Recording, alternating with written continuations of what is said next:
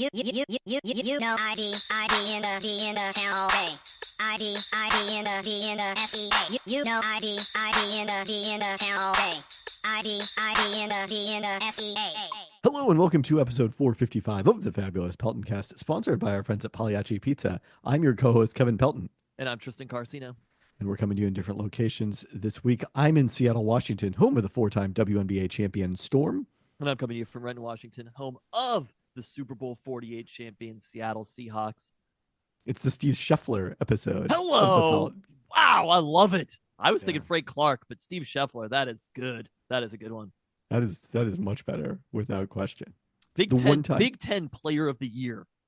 Steve Scheffler to you. Thank you. We had no idea in 1993 that we were deep in the throes of Big Ten country here in Seattle, Washington. Imagine telling us in the 1990s that the Huskies were going to be part of the Big Ten. I mean, I don't even know if I would have really grasped what that meant in the 1990s, but yes. I think by the end of the 1990s, you were conscious enough of conference affiliations to understand that. Kind of. We were still wrapping our mind. We were still wrapping our mind around the idea of Penn State being in there, and the little that was hidden inside the zero of the Big Ten to reflect that they were actually 11. You don't know about this? How long is that still? I don't know if they still have a 1 because maybe they do because they do the B1G. But that's their logo now, so I don't think Big Ten hidden 11. Hold on. Yeah, this is a thing. My mind. So the wow, you didn't know this? But what makes it 11? Oh, okay. It was not. It was hidden on the sides of the 10. Back in the day, is where they put the 11. Are you seeing this on Google yet?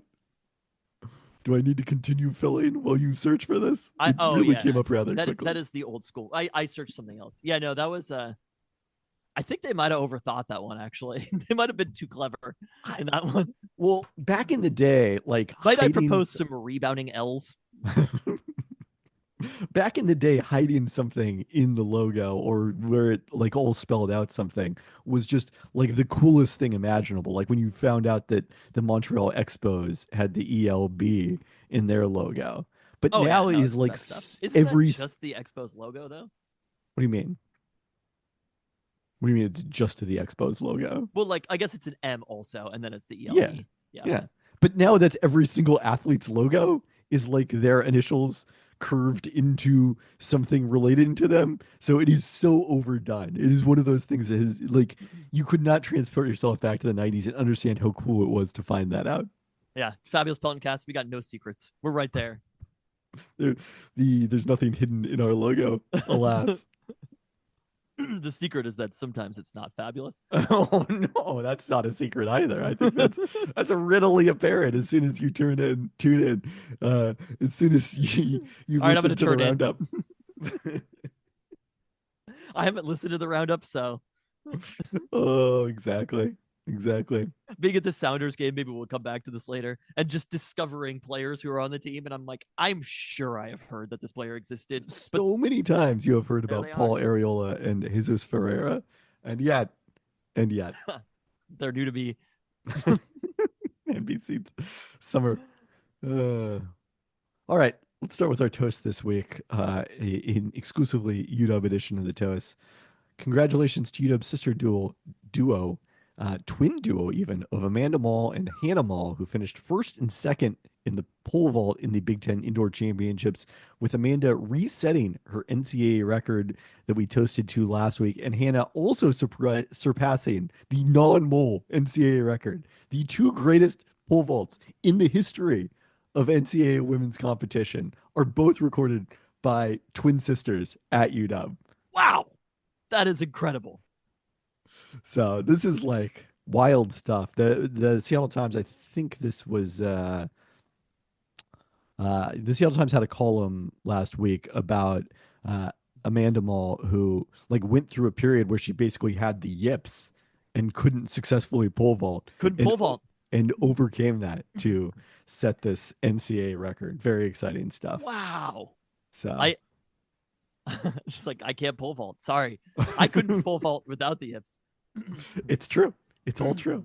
So UW, the Pac-10, remember that Pac-12 used to be the Conference of Champions. That's correct. The Big Ten, many champions in the Big Ten, but the most champions are right here in Seattle, Washington. It didn't need to be the Conference of Champions at all of the Pac-10, Pac-12. It's just the University of Washington because we dominate everything. We are literally in the national championship game in football 2 years ago to another Big Ten team. But all of the national championships are right here in Seattle because we dominate track and field, land and sea here at the University of Washington. I mean, I It is guess a when you beautiful count place crew, to be. yeah, Yes. you can say that. Is a reminder in, I believe it was the Honda Trophy for overall sport excellence. UW never ranked that highly. It was Stanford and USC always that carried the old Conference of Champions and were the main reasons it had the most. We don't need to be Most reminding championships. things. Although USC is here with us in the Big Ten. So this was, of course, a Big Ten championship, not yet a national championship. That's coming up in 2 weeks. UW's Scott Toney also won She the has the NCAA record. correct. I'm not that worried about the people from Butler. Like, I love the idea that Butler is a field giant. Butler has 23 national championships in the pole vault. Who knew? UW Scott Toney also won the men's pole vault. So Hello. they had both men's and women's. I've been saying this for a long time. We're a pole vault school. Yeah. Husky runners won 4 championships. Oh, Conference of Champions, School of Champions. Chloe Forster in the women's 800, Nathan Green in the men's 3000. You're like, I'm really just trying to get through this. Amina Matag in the women's 3000, as well as the men in the distance medley relay, which is something that the UW website very casually refers to as DMR. And I was like, I have no idea what this is, guys. That's how much of a track and field school we are. Yeah, we they just assume they know. abbreviate our championships. All right, well, staying again with UW, congrats to softball's Alexis DeBoer and Stevie Hansen named the Big Ten hitter and pitcher of the week, respectively, for their performance in the Outrigger Invitational. Alexis DeBoer hit .579 with 3 home runs and 11 RBI, including her first career Grand Slam.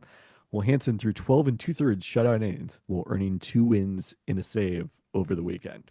Wow. Do you think that her dad will follow her back here once he's fired as maybe offensive coordinator to Jed Fish? I don't know. He Jeff probably Fish doesn't does have cold plays. He doesn't have NFL experience also, so Yeah. probably not. Probably couldn't get the job. I mean, look, now that he's reunited with Ryan Grubb, it's going to be a totally different season. I said that with the sarcastic voice, but as you know, I actually believe that. Do you? I do, yes. I think that Alabama's season was very underrated and that people are going to sleep on them next year. And that's a good place to be in. I don't think you understand Alabama. Alabama doesn't get underrated. People don't sleep on Alabama. Of course they do. People in Alabama don't sleep on Alabama. You either win at Alabama or you don't. There's not a like. I you don't agree that get it's not brownie like points. Kalen DeBoer can go 9-3 next year and people are going to be good with it because it was like, well, last year we were 8-5 or whatever.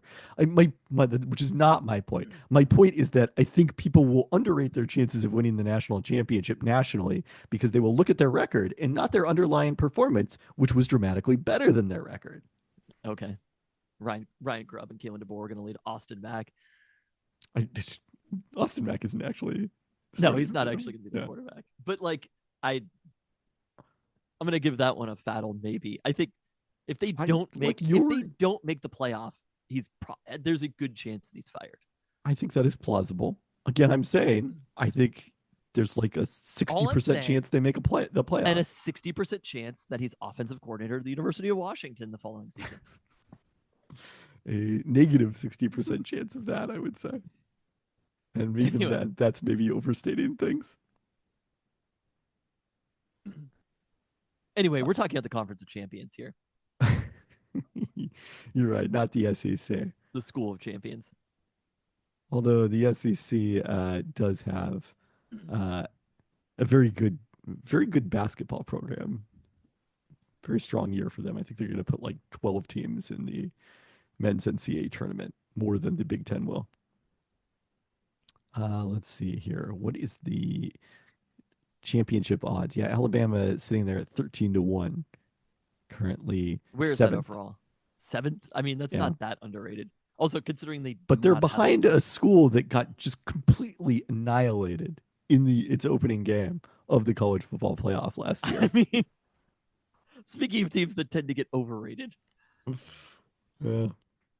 look, don't make me pull up the QBR for each team's starting quarterbacks from Seattle and that school in the short sample size. I that they believe we play. refer to it as the slow school down south. Correct? There we go. Slow school down south. My money would be on Alabama over them for the national championship next year. See, there you go. That's not what the comparison is, though. We're not comparing them to bad schools. Who else is ahead of them? Ohio State, I mean, yeah, Texas, yeah, Georgia, Penn State, Notre Dame. So I there you don't go. think that's being underrated based upon those schools. I think they're Where- appropriately rated. Where is Washington currently? Plus 30,000. 30,000. Would you like to guess some other schools that are also plus 30,000? I mean, It's like you know, Georgia Tech is in there, right? Louisville. I mean, not specifically at plus 30,000. There is another Big Ten school that we played before we joined the Big Ten. That we played before we joined the Big Ten? That should narrow it down, but apparently it didn't. Michigan State? Yes. Oh my God. They haven't been looking at Damon Williams Jr.'s QBR either, as it turns out. I mean, I also would not bet too much money on UW to win the national championship, but No, but if you're gonna if you're talking about winning the national championship, I do think there's probably something to be said for having a quarterback who is inexperienced but very effective when he plays, because like the high end potential outcomes are so high, whereas I don't know who Michigan State has on the roster, but like even if their median outcome is better than Washington or the same, like the championship probability is probably lower unless you have an uncertain option at quarterback, right? yeah, no, I agree. So Is Aiden Child still there? I assume. I think he might partially fall under that category of what you're talking about. I mean, he's a sophomore. He just wasn't as good. Like, I don't know, 62nd in QBR last year. But if you want to project like him getting significantly better, he's somebody who probably could get better. And that's probably why Michigan State is where they are. but also in the second year in Jonathan Smith's system, as opposed to just is a true freshman, Damon Williams. Not his So- second year, his third year. Well, yeah, but I'm saying last year was his second year, because that's where we're comparing the stats. All right, but this is not a podcast about Michigan State's I don't know how. 2025 football team. I like that you just kept going. I was like, I'm fine to move on. But We don't have any hot takes this week, do we? No, we don't have hot takes. We're You just have we're so Mariners close. takes? No, Oh. I don't have Mariners takes. I considered. Did you like see the photo? which photo? The photo of the Mariners Hall of Famers reunited at spring training on Monday? I did. What do you mean reunited? Did they ever all play together? No, but I'm sure they've been in the same room at the same time I mean, before. sure, yeah. That's such a strange way to describe it. It's not like they all played together and they've gotten back together for this moment. But I did see that photo. I don't know. It's fine. I'm not like that triggered every time I see a photo of Ichiro. It's more to think of him on the same level as Griffey. I think that people thought it might be triggering to you. Ichiro's an appropriate hall. It's fine. I just like let it go. Like, yes, we can all worship the slap single hitter. Like, he was good at what he did. It's okay. Are we Does it talking seem- basketball at all? I don't have it on my list. Do you want to talk basketball? Well, first off, Portland Trailblazers. Second off, They're competitive. They're a real team. They're just like destroying these bad teams, which is what we talked about last week. They kind of needed to do, right? I mean, I was looking at the schedule and there's just so many hard games on the schedule. But coming up, I'm like, the way that I view the Blazers is in standard definition. But the way that my outlook for them is like, if they play anybody good, I'm like, oh, well, they can't win that game.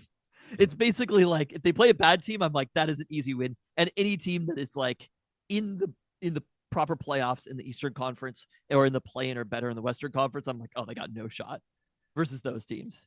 I mean, And that probably is true. There's a pretty big distinction between the good teams and the bad teams in the league. it's just kind of a strange place for them to be. But I think they are the best team that is not like I feel like they are probably a better team in this moment than almost any of the East teams that are in the play-in. And I think they are the best team. They're worse than all of the West teams that are in the playoffs or the play-in. But they're the best team after that. Well, the question is Kyrie Irving's health after he left Monday night's game with a knee injury. So the Blazers are 4 games back of Dallas for the 10th and final play-in spot. Like it it would be very difficult. But also, usually I do the thing where it's like, well, yes, they have to be catch Dallas, but also they have to be better than the other team in front of The them. But the other Phoenix team in 2 front and of 8 them in is their last 10. Phoenix, who And they beat Phoenix just back to back, not that long ago, pretty they comfortably. they did. So I like their chances of surpassing Phoenix. They've Yeah. still been good without DeAndre Ayton as well. Like it hasn't. I was curious if that would, because I thought DeAndre Ayton was playing pretty well, but He I feel was, like it yeah. hasn't changed who they are as a team all that much being without DeAndre Ayton. No. But they gave Cleveland a good run It was on without Donovan Sunday. Mitchell. Yes. I went and looked that up because I got the notification. I was like, wow, I still think it's impressive to take Cleveland in Cleveland, even without Donovan Mitchell, to Without overtime. question. Yeah. No, So I saw that and I was like, oh, damn, this is for real. Are the Blazers a playoff or play-in team next year? It's tough because San Antonio, we have to assume, is going to get a lot better next year. Presumably a full season of a healthy Victor Wembanyama, a full season with De'Aaron Fox, and Stephon Castle's development and some ability to upgrade around the edges. So like even if one of the 10 teams that's currently ahead of them falls out, and there's no one that you would look at and say, oh, that team's going to be way worse next year. There's some teams that you would say, oh, they might be incrementally worse, but there's no one you'd be like, oh, that team's probably going to collapse. Yeah, the Clippers, the Kings, the Warriors are kind of like those teams could fade. I mean, the Warriors right now, I would say actually are probably, I mean, they're up into 6 in the West at the Hey. moment. It's only by a half game. Be careful with what you're about to say. I know what you're about to say, and I'm What? telling you, be careful. Well, just that I don't think that there is. There's some downside risk in terms of health, but I don't think they're as vulnerable as like Minnesota would be the team I would look at in addition Really? to Sacramento and the Clippers. Yeah. Even though I guess, yeah, they're still pretty young though. They are somewhat young, but they're also very expensive and may have to shed some talent this offseason. Okay. I mean, it's a tough place to be in for Portland because you just have to get so good in the Western Conference because of how many good teams there are. But I do feel like, this is being done with a lot of young players right now. So I've really been enjoying the ride. And if they played out through the rest of the season, it's just a fun season overall. Yeah. Of course, what I was telling you to be careful about is the Los Angeles Lakers. My Los Angeles Lakers. What was I going to say negative about the Los Angeles Lakers? I'm not going to say, I wasn't going to say you were saying anything negative, but I thought you were going to say that the Warriors had the second best odds to win the West. Well, I still probably would put Denver ahead of the Lakers, but I would have the Lakers third at this point. So it goes OKC, Denver, Lakers to you? Yes. I just find the Grizzlies to be so abhorrent to watch. Oh, that's a bad take. They're very really, fun to I watch. do not find them to be interesting to watch at all. Every time they're on a national TV, I'm like, oh, God, I'm good. And also any team. All those endless Memphis Grizzlies national TV games. They're on a lot. Are They're they? on more than you think. Yes. I mean, I suppose it's not as big of a distinction to me as it is to you. But also, aside from when Cleveland and Boston play each other in an occasional Knicks game, every team in the Eastern Conference is uninteresting for me to watch. Is Risa Shea coming on? No, not really. Okay. I saw he had a monster game today. People have, oh, did he? People have basically decided that, in my view, that the Grizzlies are on national TV on both Wednesday and Friday this week. So there you go. You They might not notice because you just watch whatever game, but I'm they I'm sort don't of at the play whim of another national TV game until the end of March. okay.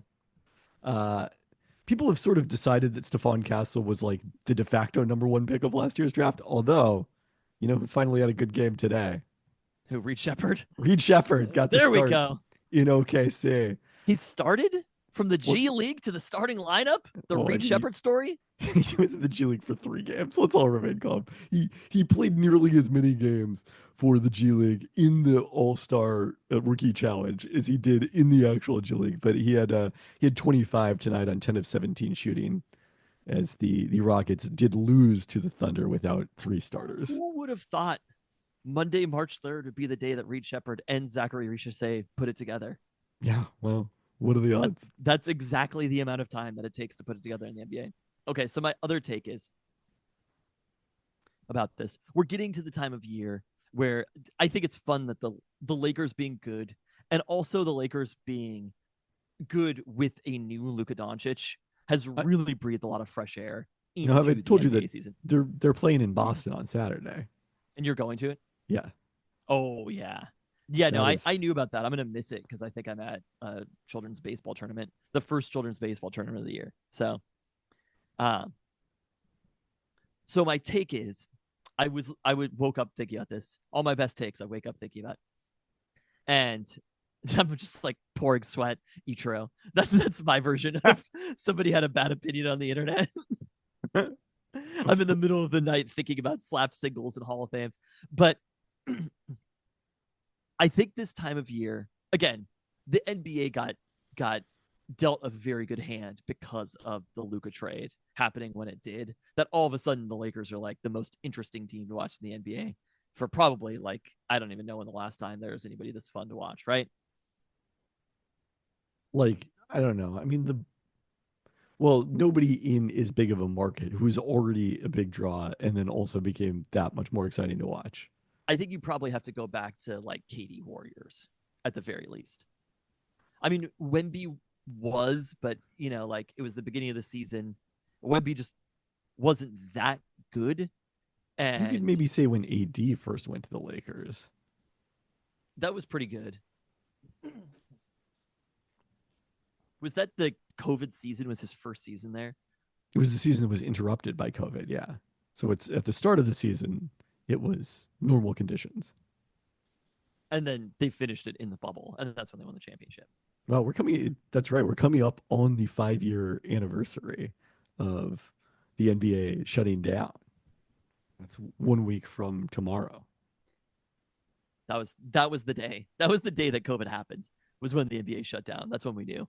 The Huskies lost in the Pac-12 tournament, and then there was no Pac-12 champion. That was March 4th. No, it was a week from tomorrow, so it's March 11th. Okay. All these people were way behind. I was shut down way before then. I was We shut did record down February 29th. Was it March 2nd that we recorded the Talking Taco Time in the Taco Time? And I was panicked every second of it. We didn't know about masking at the time, of course. Obviously not. But Not like it had been happening in Asia for years before then. But boy, were we washing We our just had- hands a lot. No idea. That would have been Sunday, March 1st that we recorded the Talking Taco Time live. It was, of course, March 5th through 8th that flew on a plane and gathered with a bunch of that people was in Boston. really nuts. That was really nuts that you did that. Not a great choice in hindsight. That March 1st was for me. Literally, I did not leave the house after that. It's honestly kind of fun to think about now because it's over. I was reminiscing about that St. Patrick's Day because Keelan had like a mild cough and I banished her to the room. I was like, you are in full on quarantine. I will leave a corned beef at your door. I will knock when it's there. Anyway, unrelated to any of this, the basketball season around this time of year and always the basketball regular season is not necessarily that fun. And I think we can mostly agree on that. The basketball regular season can certainly be a slog. And honestly, the basketball playoffs is a slog also sometimes. because But it no goes one on would say forever. it's not fun. And let me tell you, the fix for all this, we need different court sizes and different elements in the NBA because every single team is basically the same team, right? Everywhere No, you go, it's like McDonald's. It is not that interesting overall. There aren't even necessarily that many organizations that have like an identity. In the NFL, the field is the same, but weather is such a huge factor in all of the different places that you go. And also, as a byproduct of playing so few games, like you do sort of have these teams that have cultures that last for generations, right? Like the Steelers culture has lasted for generations. The NBA, with having everything uniform, you go anywhere in the league, it is more or less the same experience overall. And they need different dimensions. There should be different lengths of 3-point lines. There should be different amounts of space before the 3-point line so that teams can build their rosters around the individual court that they play on and have a different experience everywhere you go. Because that to me, if all of a sudden you're playing a game and you're like, oh, damn, they're playing in Houston tonight or whatever, they have a 20-foot 3-point line. Like, it would make the games way more compelling to watch. It would make playoff series way more compelling to watch. Thinking about how teams adapt home versus road in what they do strategy wise, if things are different size free throw lines, right? Like all of the things, you should be able to have some sort of competitive advantage that you could build a roster around. I would like to ask what it is about being a fan of Seattle sports teams that makes you think that this is a good idea. Because all of these things work against Seattle sports teams who cannot, our football teams cannot play in the rain. Our Well, that doesn't baseball exactly team, make sense. it doesn't make sense. I agree, but it's true. Our baseball team has a home field that so distorts our view of our hitters that they cannot wait to go and sign with the Dodgers and win World Series and hit home runs. But hold on a second. Hold on. Because that's part of what's fun about it. Yes, it's No, annoying, no, that's but not fun. also it was different in the 90s. So we have experienced Yeah, but both it still of these didn't two lead to the spectrums. to the teams winning. It doesn't, the team didn't win because the team hasn't won. Like I don't feel like the stadium is the reason. They won the most games in baseball history in the field that you're talking about. It's not, the field isn't holding them back. If you want to point to the things holding them back, you should probably point to ownership. Well, we And really got to where every Mariners discussion ultimately gets to, even though we were having an NBA discussion. but that's not what I'm talking about. The other thing with the Mariners is it's fun when people talk about how they have a historically great rotation. We might know that the rotation is not necessarily historically great, but how awesome is it that you can watch Bryce Miller, Brian Wu, Luis Castillo, George Kirby, Logan Gilbert? Like it is so much fun to I don't watch think the them. people that they're are talking elevated. about it are citing it in a this is so fun way. They're citing it in a can you believe that the offense is letting down this historic rotation way, But which is not fine. fun. But complaining about it is also part of the experience. There's nothing Again, to I'm going to complain opt about out. in the NBA. I've opted out. People have You're found some opting things to out of complain the about. Mariners? I'm opting out of complaining. People have found a few things to complain about in the NBA, including one factor that does change from game to game. I don't know if you're familiar with them. They're known as referees. Do the referees change based upon home court and road court? Yeah. Like they're influenced by the crowd, but I mean, how much does that has that diminished also? Because home field advantage is Of kind of course. lowered across the NFL. Yeah. That is less fun. Things being fair. We are so consumed with this concept. I of agree with fairness. that. Things we should be focused more on going into different atmospheres and being like, that is a crazy atmosphere to go The into. other thing we need to note here is in this moment, RIP Gene Hackman, his wife Betty, and their dog.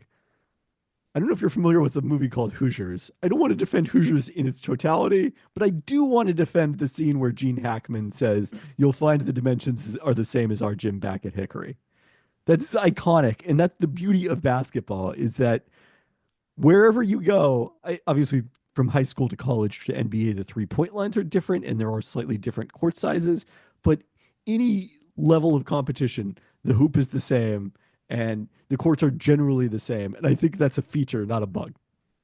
So I'm going to categorize this under Tristan fixes a thing that doesn't need I that think isn't you broken. might be wrong. You might be wrong about that. I'm telling you, those $2 tickets in Washington might need to be fixed. I, I mean, to go back to your point, I don't think the court size is the problem in Washington. But if you could build it, like teams should have Also, the much Wizards are better. too good now.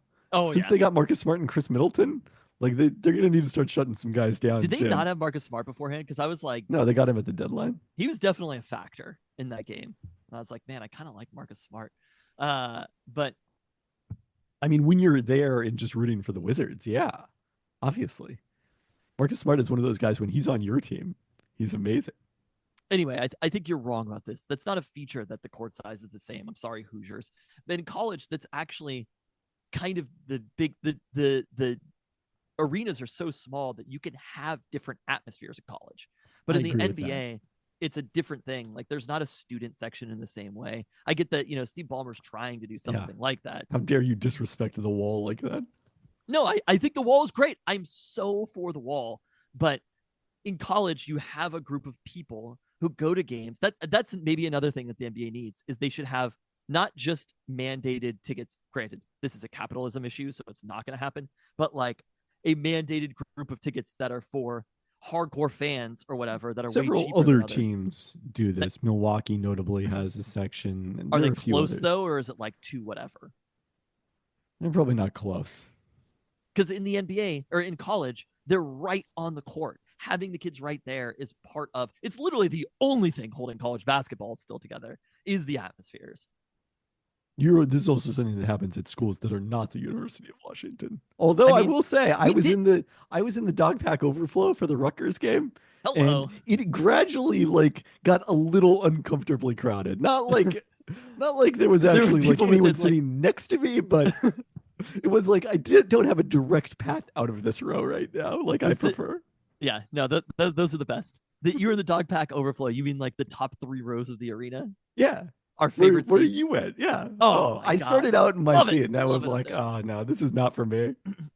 On press row, or did you have a seat? I know I bought tickets to that game. I didn't get a credential. I did not want to have to bother with the pretense of covering that game. Wow. Although it's funny that I looked over on press row. It was like Percy Allen and like 5 other people. There was plenty of good seats still available in the media section. I don't think they were going to reject you for it. I'm not concerned about that either. You just didn't want to bother. Right. ESPN senior writer Kevin Pelton, one of us, there in the crowd. I didn't think he had it in him. I didn't think he did. You know what? I was stirred to even cheer at the end of the game. I don't think we discussed that in the recap. The emotions rose within me. It's so weird because, like, obviously at a football game, I am like so intensely into it at all times. And like my sole purpose in attending UW football games, I mean, maybe not non-conference, like the bye games, but like competitive games is how can I influence this outcome by making as much noise as possible when the team is on defense? That is my logic. And then I go to a basketball game and I stand there silently scouting. Wow, that is wild.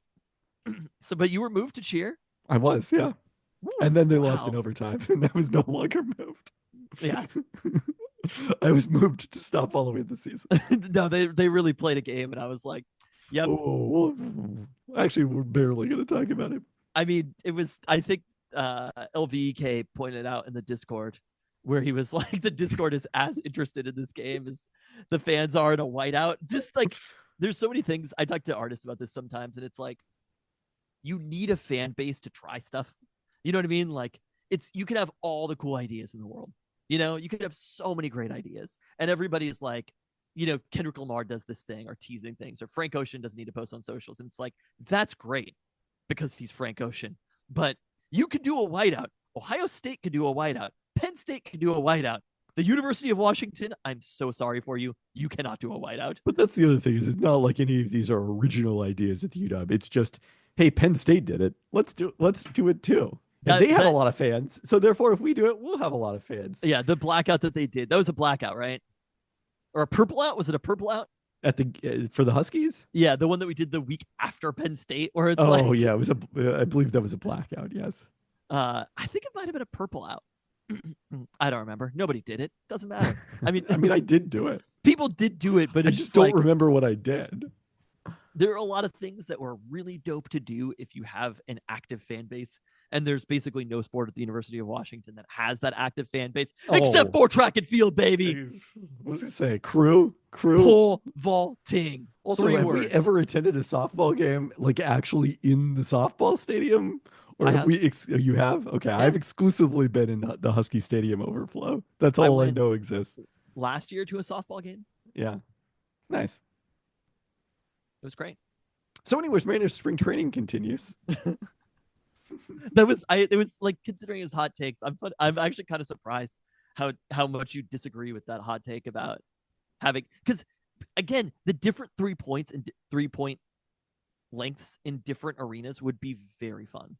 You can't tell me it wouldn't be. Interesting. I think that interesting is not necessarily fun because it probably would lead to players missing a lot more three. Also, I have attended a game where the 3 point lines were at different lengths. I don't know if you remember this. Last year at the NCAA women's tournament in Portland, one of the lines was mispainted, and it just resulted in teams shooting worse from it, even though it was closer. So That's very actually really strange. interesting. But that's how you build in the advantage as the home team. Like if the distance of But the you're 3 point half line of that the you're, half of the teams are always going to be on the road. So you're always like, yes, the you one will team shoot will be better at accustomed to it. home. Yeah. So you'll shoot But better at you home also in the shoot way same worse way. on the road. I mean, I Fine. agree that having a The home court Mariners advantage pitch is better better. at home than they do on the road. Yeah, but they hit better on the road. Ends up the same. This probably would end up the same also. Or maybe that team would not, they would play, like maybe they would have a huge advantage on the road and a huge disadvantage, or a huge advantage at home and a huge disadvantage on the road. That's fine. They don't need to be equal. Things don't need to be the same. Every other sport has some elements that change except for basketball. Hydroplane racing? I mean, volleyball. I don't know. You're thinking kind of narrowly to. I mean, hockey. No, Hockey has a different. I believe they have a different international uh, rink size than the NHL and the professional size. I think that, but all the NHL rinks are the same. So yeah, I think that I mean, home field advantage. But I think it hydroplane probably racing, matters they the do have least. some 2 mile courses and some 2.5 mile courses. And obviously, we haven't always had the San Diego race in a period of time, but there you have salt water as opposed to the fresh water that they typically race on. So that does introduce some new variables. But you know what the thing is here is that they're not practicing hydroplane racing in quite the same way as people are practicing shooting threes. The home ice advantage in hockey, it must be the lowest of any sport, I would assume. I think baseball is the lowest. Even with the different dimensions. Because again, refereeing is the source of home advantage, not. But all they're this other going to stuff. great lengths in the NBA, way I too agree. great lengths in the I- NBA to take that element out I of it. agree with And I'm this just part like, of the take. let the refs call it kind of improperly. Like 100%. the fingertip rule, if the ball hits it, it is the thing that I Okay. hate the most about the NBA. If a ball is tipped, it should be who causes. It's a little complicated to do, but like if a ball hits a fingertip, gets deflected off somebody and hits their fingertip and then goes out of bounds, it should still be that team's ball. It's fucking stupid. Well, we are pretty far afield from the original point now. Let's go to the roundup. All right. Did we wait? Are we doing the Mariners? We did. I didn't have any updates on them. They're playing Okay, spring we don't training. have spring training updates. Rowdy Tellez may have hit a home run. I don't know. That was cool. He's going to be a factor. Rowdy Tellez is going to do some things. The NHL trade deadline coming up this Friday. We will see how active the Kraken are. Have several players on expiring contracts that would be attractive to contenders. They haven't really been a team that has traded away at the deadline a whole lot, other than their inaugural season. But this is an opportunity, I think, for Ron Francis to pick up some additional draft picks and young talent because this team is clearly going nowhere. Back from the minor leagues to join them just ahead of the trade deadline is goaltender Philip Grubauer, also just in time for his bobblehead night Tuesday at Climate Pledge Arena. Coachella Valley netminders Alej Stejka and Nikki Coco both made their NHL debuts while Grubauer was with the AHL affiliate. Coco at age 20, so that was kind of interesting to see. He got an opportunity. All right, Seattle Sounders. You were there Wednesday versus Antigua as they closed out the round of 32 in the CONCACAF Champions Cup. Set the scene. And I was like, Mr. President, change the size of these pitches. I mean, they do actually have different pitch I know, sizes. I Yeah. know. It was this was the. I'm not going to even get into the take. I've been too far afield right now, but it was a great night. I mean, Seattle Washington showed up on Wednesday. It was beautiful. They didn't show up at the match, of course. Yeah, I was gonna say. But weather-wise, Seattle Washington showed up, and I thought the Sounders looked. It was funny. I was seeing people be like, "Oh, it was such an ugly game." I thought the Sounders played fairly well overall. I mean, the amount of chances that they had during the match, they gave up a handful of chances too, but they could have scored quite a few more goals in this one. Still ended up with 3, but Yeah, I don't know what the expected goals was. I think if there was a criticism, it was probably that they were sloppy defensively rather than like bad per se. I guess It's a little bit when you go into a match up 3-1. I was interested that they played it mostly even. I was curious kind of how they would approach that, if it would be more defensive, but I think they just knew that they were a better club overall. well, we were all interested in that. Again, as we talked about on last week's pod, they rested players at the weekend in MLS action in their MLS opener and went with basically a full strength lineup in this one, despite the 3-1 advantage. What was the expected goals here? Don't have that for this one. Antigua actually had more shots. Sounders had 6 on target, 2-5 for Antigua. But Pedro de la Vega opened the scoring in the 24th minute. Antigua then equalized in first half stoppage time. Jesus Ferreira and Paul Areola, who I assume are the new players you didn't know were on the team. I kind of knew, but you enjoy playing it up that you didn't know. If I couldn't have told you their names. I mean, I definitely was like, oh, that's Rui Diaz or whatever. They combined again for the second consecutive game to give the Sounders the lead in the second half. And then De La Vega added a second for a brace to make it 3-1 in the 88th minute. So a 6-2 win on aggregate for the Sounders. I thought Ferreira is great, kind of all over the place. De La Vega as well. The player, though, that stood out to me, didn't play a lot of minutes, but was Georgie Monungu. Yeah. I mean, just chances instantly, constant chances. He was off the bench in this one, right? Has started the 2 MLS matches. Has he? Yeah. Yeah, I was looking to see what minute he came in. It says the 93rd minute, but that doesn't seem right. I think that's his number. Oh, I see. Yeah, no, okay, that makes sense. Yeah. He came in the 74th. I was going to say, he played for like 20 minutes. But the amount of chances that he created during that time period is pretty incredible. Obviously, just moving at a completely different pace, partially just because he had fresh legs as well, but moved at a totally different pace than everybody else. Was able to control the ball. I was like, who is that guy? What in the hell? I was like, is he a prospect? Are we excited about this? Age 22. So certainly still a young player.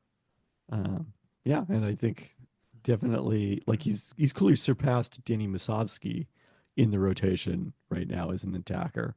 And he has one eye. I did not know that. Wow. Huh.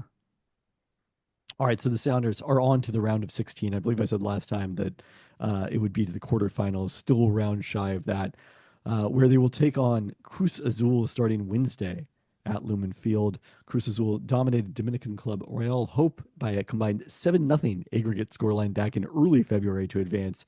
It's a matchup of 2 former CONCACAF champions, with Cruz Azul winning in 2013-14. They haven't appeared since 2022, but qualified as runners-up in last year's Liga MX Clausura. They lost to Club America in the Clausura final, as well as last year's Apertura playoffs. After winning that table, they are currently tied for 4th in the ongoing Clausura, led by Mexican international Angel Sepulveda, who has 15 goals across all competitions. So now, like, Sounders coming up against a real opponent. There's a pretty dramatic change in level of play. Obviously, there is for Cruz Azul as well, but We will see if the Sounders can keep it going. But clearly, this is something they are prioritizing as another CONCACAF Champions Cup run. And we saw the downside of that in a desultory loss at Salt Lake at the weekend. A Nuhu own goal gave RSL the lead in the 8th minute, and the Sounders never particularly threatened to equalize with just 3 shots on target before allowing a second goal in the 79th minute, and now are in danger of starting with just 1 point from their first 3 matches with LAFC coming to town on Saturday.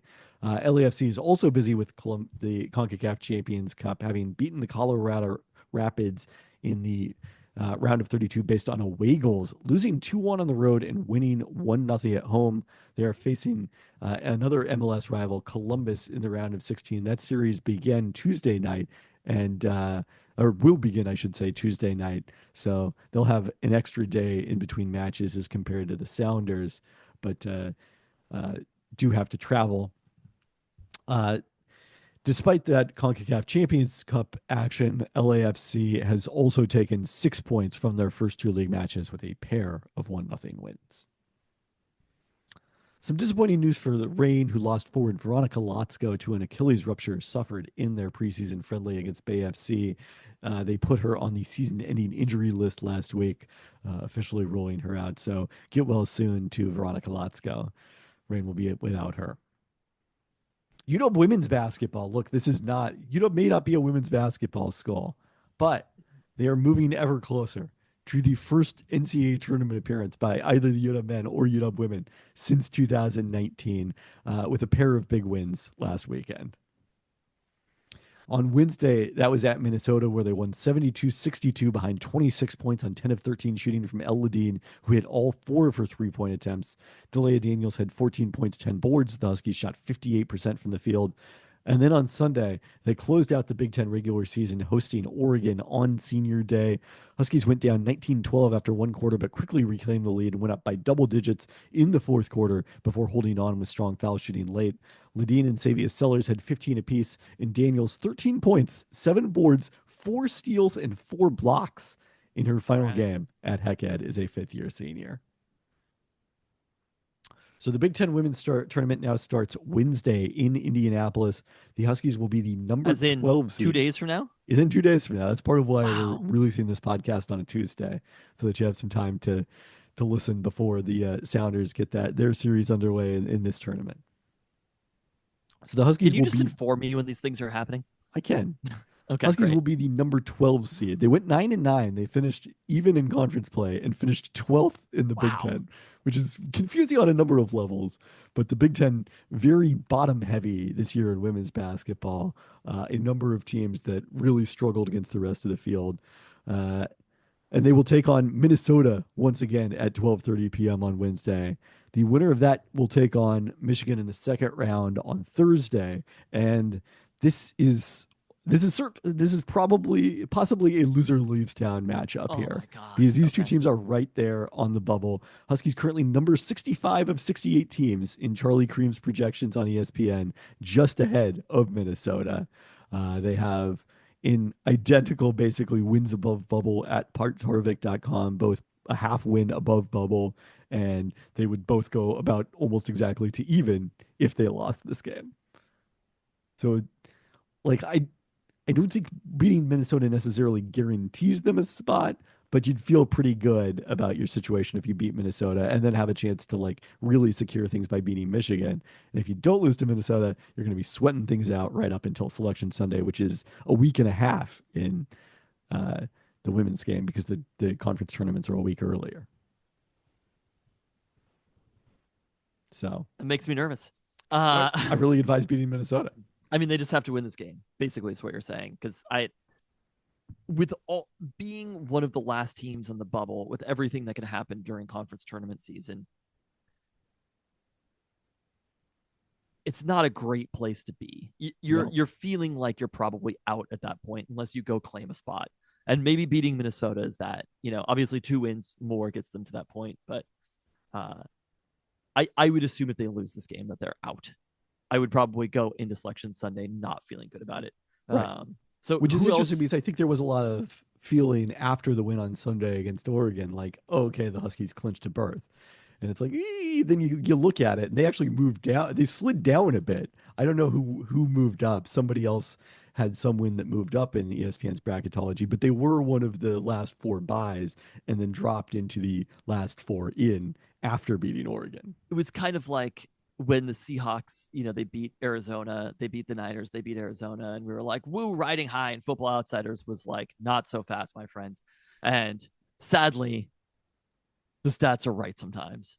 Well, yes. I mean, hopefully this goes better for the Huskies than any Seahawks Rams matchups did that mattered. So, who else should we be paying attention to this weekend as we head toward conference championship weekend? So a lot of Big Ten teams are on the bubble is interesting. Three of the last four buys at ESPN are Oregon, Indiana, and Nebraska, two of whom the Huskies have beaten recently. Tell me less on cheering against those teams. Well, I mean, the one thing is the Ducks and Hoosiers are the number 8 and number 9 seeds, even though Indiana UW finished as part of a no, I guess they were a game back of these teams. They were 10-8. So they're the 8 and 9 seeds. They're going to play each other. So they don't have an opportunity for a bad loss, I would say. So their positioning probably isn't going to change very much. Nebraska is the one team that could lose ground. They're facing Rutgers in their opening round matchup. They should cruise in that, but if something goes wrong, then that could be a problem for the Cornhuskers. The other one of the last four teams to buy right now is Iowa State, which is the number 7 seed in the Big 12 tournament playing on Thursday. Number 8 seed Arizona and old friend Adia Barnes are also on the bubble. They're one of the first four out, but might need to upset top seeded TCU to burnish their resume because, the Big 12 doesn't have quite the depth of the Big 10. So their first round win wouldn't be as big of a deal. Princeton and Harvard is an interesting situation. They're both in the last four in right now. One of them is probably going to earn the auto bid from the Ivy. The other probably will not make it if you're that close, I would say. And then Virginia Tech, the first team out, also the number 8 seed in the ACC tournament, set to potentially play top seed NC State with a win on Thursday over Georgia Tech. Okay. Well, I mean, basically just beat Minnesota. And then where is Michigan? What are they? They're the 5th seed in the Big Ten tournament. I don't know where Still they are. Still a winnable game. Oh yeah, very much so. I mean, look, one of the things about this year's UW team is like they finally kind of got hot during this 4-game winning streak at the end of the Big Ten regular season. It's the first time they'll have finished 500 or better in conference play since they last made the NCAA tournament in 2017. But they were so close to so many big upsets throughout the season. The USC game where they had the Trojans on the ropes for a long period of time. LSU back in November when they were playing in the Bahamas, I believe, and nearly pulled that upset off against a team that was undefeated. So, they have not been able to figure out one of these big upsets. If they managed to both beat Minnesota and pull that off against Michigan, then that would change their outcome considering Michigan's currently a 7 seed in the bracket. So it's not other than USC and UCLA, like not necessarily a lot of elite teams in the Big Ten, but a really deep middle class. I would say this year is what potentially could get them 12 teams in the tournament.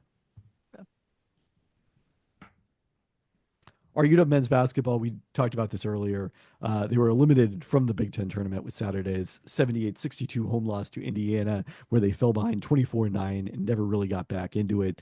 Vazumana Diallo had 18 points on 7 of 13 shooting, but no other Huskies scored more than 10 points, with Great Osobor held to 4 points on 0 of 5 from the field. They'll wrap up their season Wednesday at USC, and then Sunday they will play their senior day a week later at home against Oregon.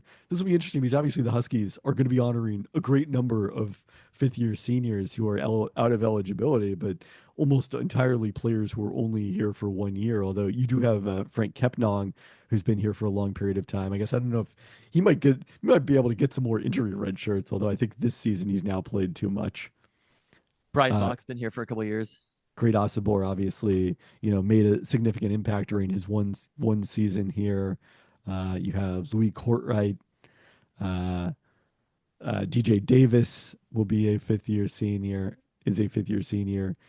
and then Tyree Iheanacho. So Yeah, a lot of guys who we were saying farewell to from this kind of transition season under under Danny Sprinkle and Courtwright has not been with the team for a I was period going to of say, time. wasn't Louis Courtwright kicked off the team?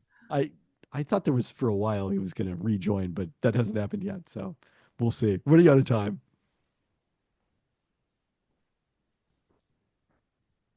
We can more properly eulogize this season at its conclusion. I would say Not great. wasn't the best. UW softball, led by Alexis DeBoer and Stevie Hansen, went 6-0 in the Outrigger Invitational, beating host Hawaii, Howard, and Jackson State twice each, while allowing just 6 total runs. They are headed this weekend to the Black and Orange Classic in Pocatello, Idaho, against host Idaho State, Montana, Boise State, and Utah in their final non-conference tournament. Certainly not the marquee non-conference matchups that we've seen in years past for UW softball, sort of reflecting their younger, also transitory roster. But exciting to see some good results from DeBoer and Stevie Hansen as they look ahead to league play. All right, Seattle Seahawks. We are 9 days away from the start of the 2025 NFL league year on March 12th, but we are now a week away as we record this from the March 10th start of the legal tampering period in the beginning of free agency. So that's effectively, I would say, the deadline for the Seahawks to make some additional moves to get under the salary cap. So I think what we are expecting this week is some sort of news with Tyler Lockett and then a handful of other players. So we will know much more, I think, about kind of the position of the Seahawks entering free agency, and then maybe get some updates as far as extensions or renegotiations as well. So, Okay. in addition to Lockett, some other players that we've talked about as potential candidates, Draymond Jones, who would be an $11.5 million cap savings. I mean, not a candidate. It's happening with Draymond Jones and It with Lockett. seems very likely. Well, Lockett, the one possibility is a renegotiation that keeps him here at a much smaller uh, base salary than base salary than his current 10 million plus a 5.3 million dollar roster bonus that he is due on March 17th.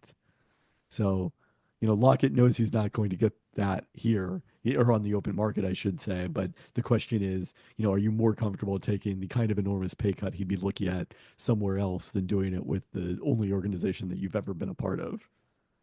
I It would have to be a pretty steep pay cut for Tyler to come back. Like basically a situation that, if he ever wanted to coach or move into some sort of front office type role, like, is Tyler Lockett still an effective football player? Yes. Yes, he is. I mean, I'm gonna it's in a give that a smaller role. maybe.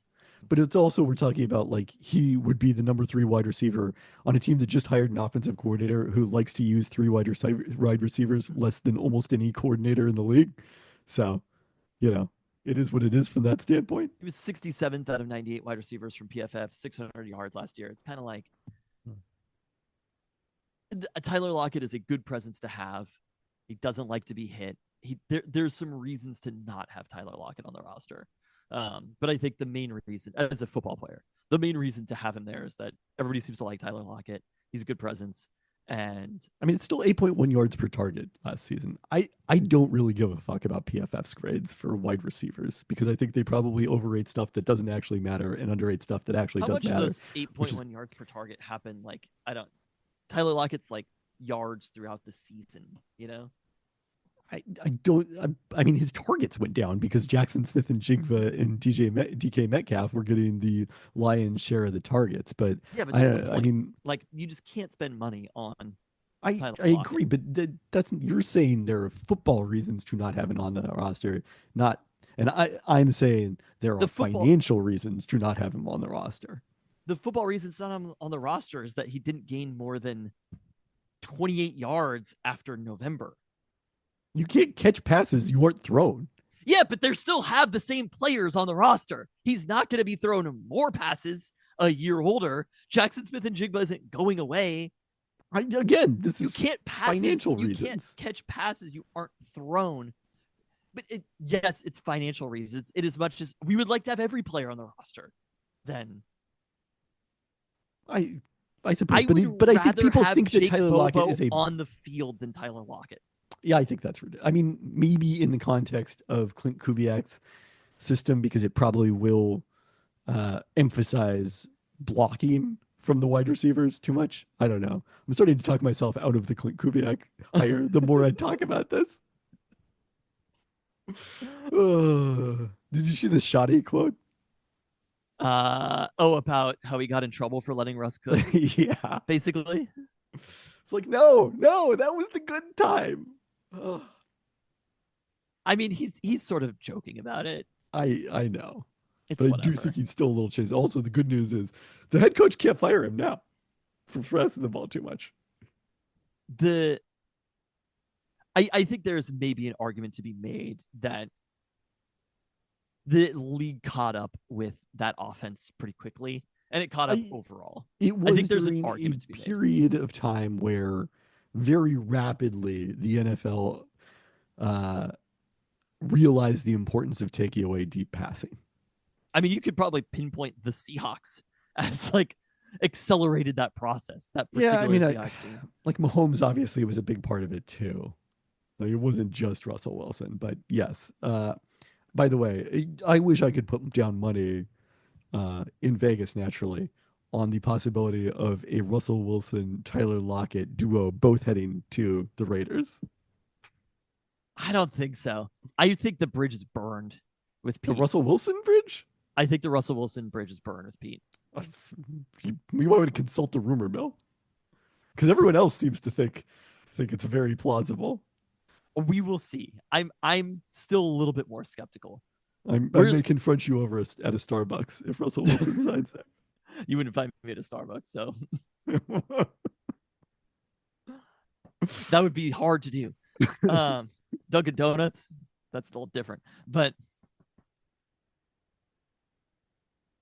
okay, what about the next piece?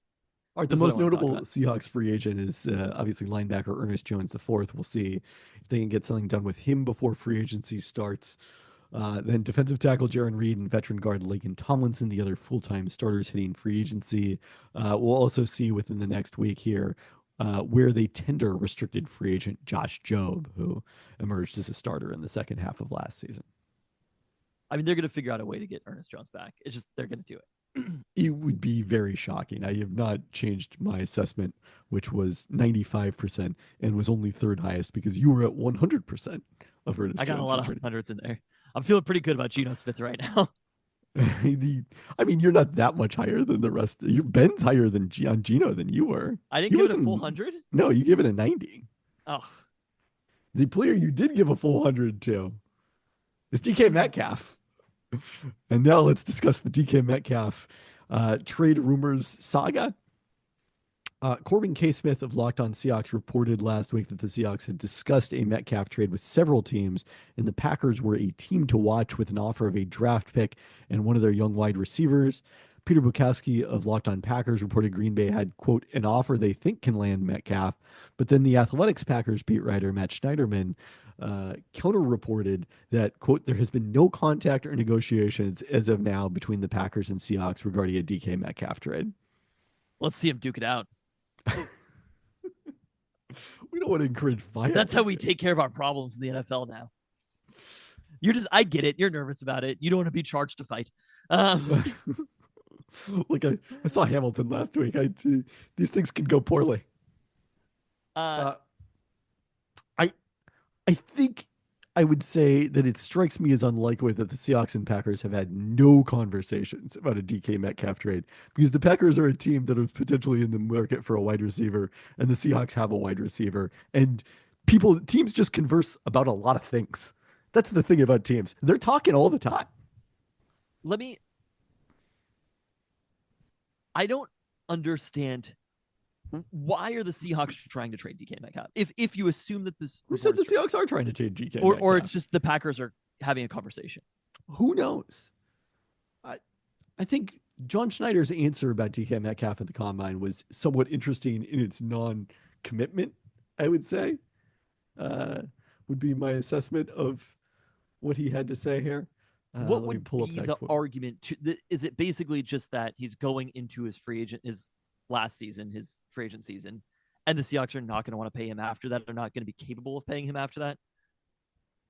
I mean, here's what John Schneider said, and it's difficult to assess tone. This is one of those ones where we probably need Mike Sean Dugar to like give us the full context, much like the Mike McDonald quote we talked about with him last month when he was asked about the OC hire.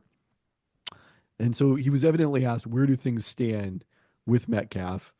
And responded, where do things stand? I'm not sure. He's on our team. He's a big, strong, fast, physical receiver, which is not exactly like. No, it's a fuck you response though. But he also could have said, we hope to sign him to a long-term contract extension, because obviously he knows, he's aware that DK wants an extension. That is a player who is in the realm of possibility to get extended. And he didn't say anything about that, and he did say things like that about Gino. So I may be parsing it too much there. I think you're thinking too hard about this one. I had the odds of DK being on the Seahawks next season at 80%, which is where Mike Sean had it, which is interesting. I still think they're around that ballpark. It's a little hard. I mean, I guess we don't know what the package is, but right. I'm having a hard time believing that it is even a second round pick in compensation for DK Metcalf. If it's a first round pick, the deal is done. Yes, I agree. Certainly, you look at what the 49ers got for Deebo Samuel, a 5th round pick, and it is not an encouraging sign about the state of the wide receiver trade market, even though I think that DK Metcalf would have somewhat more trade value than Deebo Samuel. I mean, these are pretty different scenarios. It's interesting. They've played the same amount of years in the NFL. Deebo has a lot more wear and tear, I think, on his body than DK has. You know, DK only played 15 games this season, but he's been 15 plus every single season of his career. He was close to 1,000 yards. You know, it was his least effective season in quite a while as a receiver. But at the same time, yeah, JSN had a monster season as well. Well, and then as I noted on Discord, like Deebo has only had one season as a pure receiver that has surpassed DK's disappointing season. Yeah, I mean, Deebo Samuel's just not that good of a wide receiver. Like, that's kind of what it boils down to. He's 29 years old. He's probably not getting any better. I guess he also played 15 games, which is kind of surprising. I would have guessed that it was less, but fell out of favor in their offense. He requested a trade too. Right. DK Metcalf is wanting an extension. Deebo Samuel wanted to leave because he saw that he wasn't necessarily a big part of their future plans and their offense currently. So I do think those things are a little bit different, but are they 4 rounds different? I don't know about that. And again, if it's a second round pick, it's kind of like, what are you? What are you, Seattle Seahawks? And this is a question that I think we've kind of asked ourselves a lot this offseason, which is, are they winning now? Are they a young team? What is the timeline? But I think there's a big difference between, like, look, if they trade Geno Smith, yes, I agree. In that scenario, they're rebuilding. You don't have to rebuild because you trade your number 2 wide receiver, even if he's a very good number 2 wide receiver. It's not a rebuild, but their chances of making the playoffs decrease next year. And what is your timeline then? Who is your timeline? Who is the Seahawks timeline? Name a player. Is it Geno Smith? Is it Jackson Smith and Jibba? I think John Schneider is the Seahawks timeline. I hate to break it to you. What does that mean then? I think he thinks he maybe. Yeah, well, I agree that is what makes a DK trade unlikely. Is that if John Schneider's the timeline and he's like, I need to win now. Why would you trade your star wide receiver for? Well, because of the possibility that you may think that your star wide receiver is not as good as the rest of the world thinks. I don't get that vibe from them. That's what it is. But again, Deebo Samuel, like the Niners didn't have leverage in that trade. You know, they literally Deebo went and found him and his agent went and found the deal. Right. And Deebo also, I think, is more of, he's a system fit. And I think it's a great, I love the move for Washington. I think it makes a lot of sense to put him with Jaden Daniels. But DK, if you're trading a 5th round pick, you take a flyer on Deebo Samuel. DK, the universe of teams that he could be a contributor for is much larger. So I'm a little skeptical. I would be pretty upset if they traded DK because, again, I'm kind of like, if we're trying to win, let's try to win. And let's just take a flyer and see what happens for DK for the season. Maybe he holds out of training camp, but he's going to play the games. He's going to be there by the time the games are happening. So let him play it out. There are options in place for something to do with a wide receiver who is in the position of DK Metcalf. If they want to, if he has a monster year and they want to franchise him, they franchise him. If they want to just take a comp pick, the comp pick would probably be pretty close to what they'd get in compensation from a trade. Well, it's more complicated. I think people make that argument all the time. And number one, They don't sign free agents. they sometimes sign enough crappy free agents to offset their comp picks. I hate to but break it to you. they control that at the very least. But it's a limitation on what they can do. And last year, well, I certainly think it was the right strategy for them to amass the comp picks that they did. It like did force them, like that's the reason they signed Jerome Baker, because he was waived instead. It didn't count as a comp pick. And then Jerome Baker turned out to not be a fit in Mike McDonald's system. So I mean, not that that's like a 1-to-1 correlation, but like you're limiting your pool a little bit in free agency.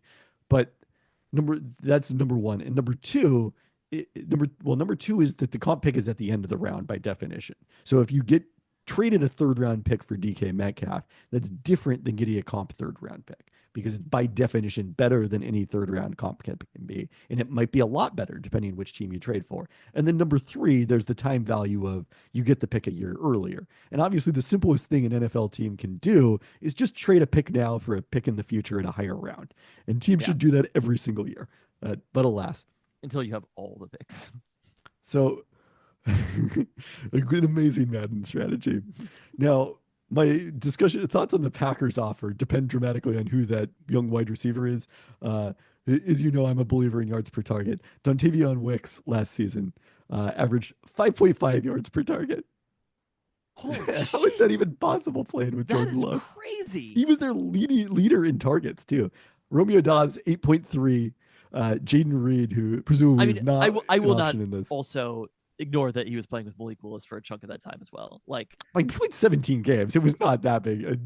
Malik Willis could not have been responsible. Also, Malik Willis' stats were really good. So I guess a lot of that but was he running. throwing the ball downfield? I don't think so. Not really. Christian Watson, 11.7 yards per target. Romeo Dobbs, 8.3 yards per target. So suffice it to say, Dontavion Wicks is not the guy who would be targeting in this trade. That is kind of bonkers. How many targets he had. But if it's Romeo Dobbs, I'd be low-key kind of excited about that. I would be fine with that, depending on what the pick is. But if it's a fifth-round pick in Romeo Dobbs, then yeah, it'd have to be like a third or a fourth in Romeo Dobbs, and now we can have a conversation. Now we can have a meeting to discuss that. So there we go. We'll know a lot more about the Seahawks by this time next week. I don't feel good about it. I like right now basically the plan of more or less run it back, because I mean, again, if there's a receiver coming back, who knows? I'm very skeptical about all the Packers smoke right now. If there's a receiver coming back that you think is capable, I honestly, I guess I get it from the Packers perspective, giving up a lower pick, but just run it back. Roll the dice. You have Geno Smith as your quarterback. That's the plan. That's the only plan, really. Unless they're going to tear it down, the only plan is build it this way. I don't think it's the only plan, but it probably is the best plan. I will acknowledge that. I don't know. I saw that and I'm not pleased with it as an idea. The other thing is Matthew Stafford is returning to the Rams. I think all the things that have happened across the NFC West as far as personnel the last couple of years, I think generally in the short term haven't necessarily been good for the Seahawks. In the long term, I am happy about all these things. I'm happy about Matthew Stafford returning to the Rams for another season. I think whatever they were going to be compensated from the Giants say was going to be too much for Matthew Stafford. Like the Rams were going to have won that trade. And I was not looking forward to that. Anytime that you're paying a draft pick for the privilege of paying a player, and especially a player who's, 37 years old, Matthew Stafford? Something like that. I assume it would have been a first-round pick, or it would have been very good draft capital that they were getting for Matthew Stafford in that one. That would have been an ability for the Rams to have retooled. And right now, I look at this Rams team, and I'm like, this is not Puka Nacua's their timeline, for what it's worth. Wow.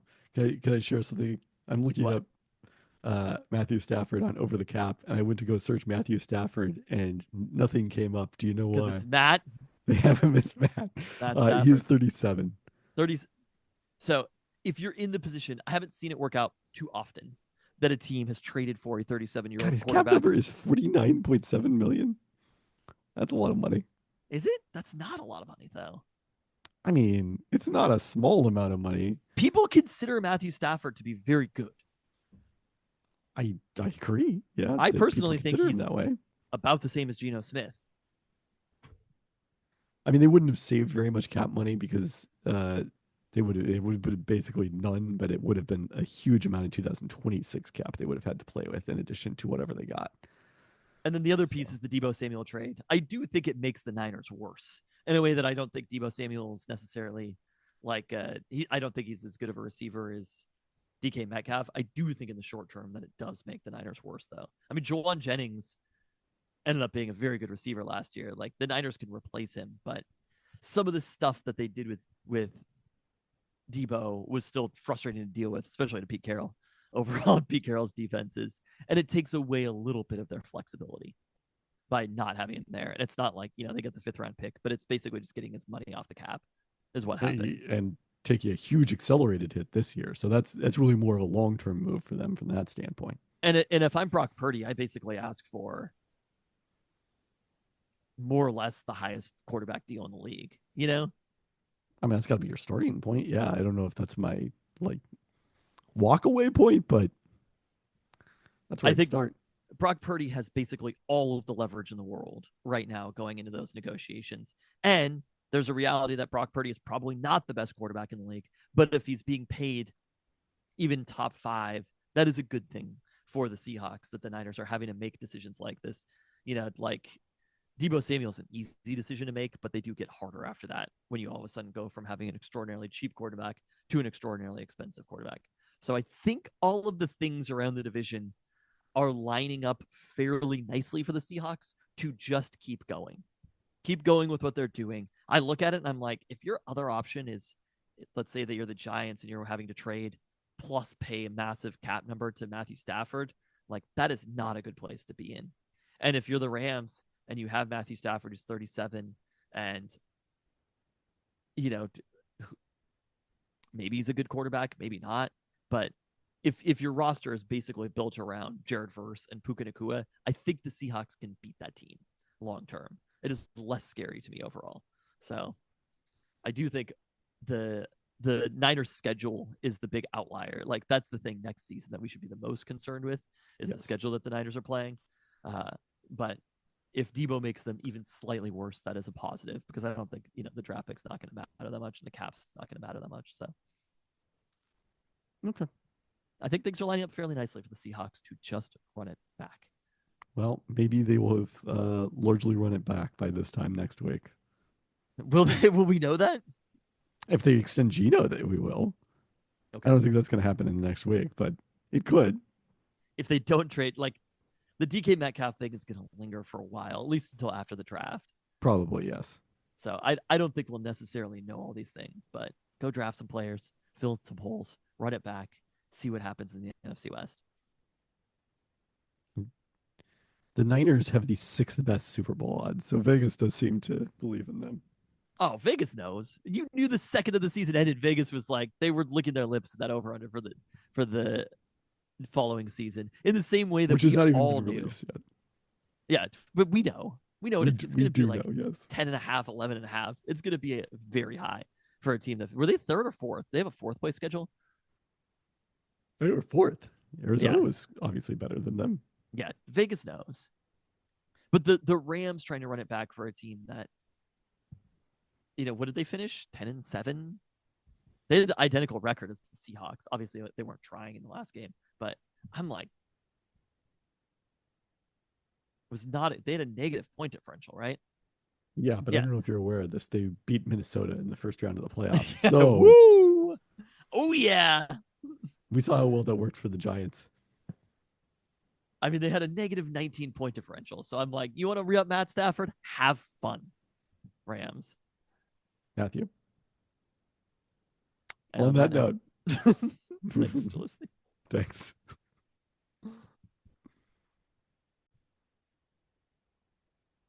So it's not just athletes because I saw the reverse of this with I was watching some highlights of an old Graham Norton show on Netflix. Uh, my wife was, if we're being honest, and they were talking about Julia Roberts being a soccer fan because she was into Man U, and it was like she's such a big soccer fan, she knows that it's called Old Trafford. Wow. No, she actually seemed like a legitimate soccer fan, but But the threshold is way lower. it's so low. I mean, especially for like English people, because it's a it's an English show. English people thinking about Americans knowing anything about soccer, they're like, you know, the ball is round. Like, wow, what a diehard fan. I've just been there's been so much shit rattling around in my head of like thoughts, I guess they're called. Oh no. But no, of people like thinking something or expressing something that I'm basically just like, yeah, that's not true or whatever, or like this requires so much more information to it. And like, so as at the So you're time, you're basically doing a sir, there is someone wrong on the internet. but it's not that there's someone wrong on the internet; it's that there's everyone wrong on the internet. Oh well, that So that there's someone seems wrong. accurate. I don't know. It's also not sir. I somehow conflated that with sir. This is a Wendy's. Sir, this is a Wendy's. I like it. What is there's someone wrong on the internet? It's like the why are you awake right now or something, and it's like there's No, someone wrong on there's the someone internet. wrong. I mean, never has there been a more. My whole career is there's someone It's wrong on actually the internet. so funny. Um, but just like people's like cognitive errors that they make or whatever. Like we were going to the Tyler the Creator show and Luke was like talking. He was like, oh, that person's really gonna like it. He was like, when they hear this song, they're really gonna freak out. And I was like, they're not.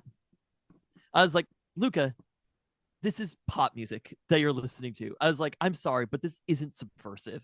Like, you're talking about an artist who sold out 2 nights at Climate Pledge Arena. Like, if you're trying to define yourself by the fandom of this and how aggressive it is, maybe rethink it, because ultimately it's music for I middle school kids. Do you understand what I'm saying? Where he's like, oh, when that person hears that song, they're gonna freak out. And I was like, like they're in the just crowd. yeah. Well, there were people going to the show, like old white people going to the show, and he was like, "Oh man, that person's gonna lose it." And I was like, first off, they're not gonna listen that closely to the lyrics and be like, "Would I never?" You know, like the pearl clutching that's gonna happen in the crowd at the Tyler the Creator show. Well, Is it's also people that like purchased tickets to the Tyler the Creator show there or were people accepted who free like, tickets. yeah, got tickets But because I'm saying it's not exactly like Kendrick Lamar performing at halftime of the Super Bowl. I Like mean, it's not like yes, I've just tuned in for a football game and what? There's rap on my television? even then, I do think that the backlash is overstated. People Obviously. love to define themselves as being against a backlash, whether real or perceived or Yes, whatever. I mean the And so backlash Luca to the was like backlash is usually greater than any actual backlash. trying to like define himself by he's like cool with this stuff, but these old white people won't be. And I'm like, you're in 7th grade, dude. Like, I'm sorry. Um, I also was, Wait, what were you doing that with when you were in 7th grade? I I, guess you weren't going to any concerts. I mean, I got the Marshall Mathers LP I was older than 7th grade. It was 1999. I I mean, think. you were even older than 7th grade when you got Big Willie style Yes, I was in 9th grade to get into Let's then. Remember Some Years. But like, I do remember the Marshall Mathers LP scaring me the first time, just being like, oh shit. It is fun, like thinking back on moments. That's why we were talking about this weekend, where it's like things that scared you growing up. And Luca was like, oh yeah, like rap music probably scared you. And I was like, Luca, rap music was the norm. Like that was the base thing to listen to. Rap I don't know if music I'd go didn't scare that me. far, but yes. Soundgarden scared me. I don't think any music scared me. Okay, we were talking about going. I'm still pretty scared of snakes. That one's held on. I just watched The White Lotus and a I lot of remember snakes. Big John Nizzle. I went to his house when we were kids, and he had like a Nirvana sticker on his bed, and I was like, I was like, demon worship. And so it was just funny where Luca thinks that, like, again, like trying to understand what is subversive or whatever. And I'm like, the thing that you think that I was listening to or what, well, he's smart enough to know. He's not like, he understands that I was listening to Dr. Dre or whatever in Yeah, 1993. he's talked to you before. He's heard But you play your old CDs in the car but repeatedly. like the thing that the base thing that culture tells you is going to be the scary thing sometimes isn't the scary thing or whatever. And that's always like, it's been a thing that's bothered me. Does that make sense? What I'm saying? Where he was like, yeah, rap music must have really scared you. And I was like, no. I'm like, Alice in Chains, that shit was terrifying in 1993. But also the other thing I cannot put myself in the mindset. Maybe I'm not old enough yet, which is weird because I'm an old man. But I can't put myself in the mindset of being scared by music. Like annoyed, confused. You don't remember that? No. You never felt that when you were a kid? I think it's because you weren't paying enough attention and I was paying a little. I had my eye open to it. You had blinders on. Oh, You had Marco level awareness. You had your third eye open. Again, I just like it's. I mean, okay, horror film music. I will admit that does scare me. But I don't think that's what we're talking about. Things, and then you're acting like, see, this is the same thing that I'm talking about. But I'm not scared of culture that is different than mine. I'm not talking about now. I'm talking about when you were like 7 years old. I don't think I was then either. It's because you weren't paying enough attention. Okay, so here were the two examples that we gave. Or this was one example because the other one still is too unsettling, but it's not about culture. It's just a house that I never want to think about. But because we were doing the Carcino family tour of Boulevard Park and the greater Duwamish area. It's my favorite thing to do, to be like, that's a house that our family owned. That's a house that our family owned. That's a property that our family owned. That's where homeless Ryan Reynolds lived. Like all of these things, the cast of characters in the greater Boulevard Park Duwamish area. But the house on Queen Anne, I remember going there. I think this was just me, not you. Probably 1993 or so. And there were people who were living the singles lifestyle, right? They were like hypothetically maybe yuppies, grunge, or whatever, who rented that house. And I remember walking in there and it smelled weird to me. I don't think it was like even weed smoke or whatever. I think it just old houses smell weird. And they had crazy stuff in the house. And one of those crazy things was an best of Elvis Costello CD.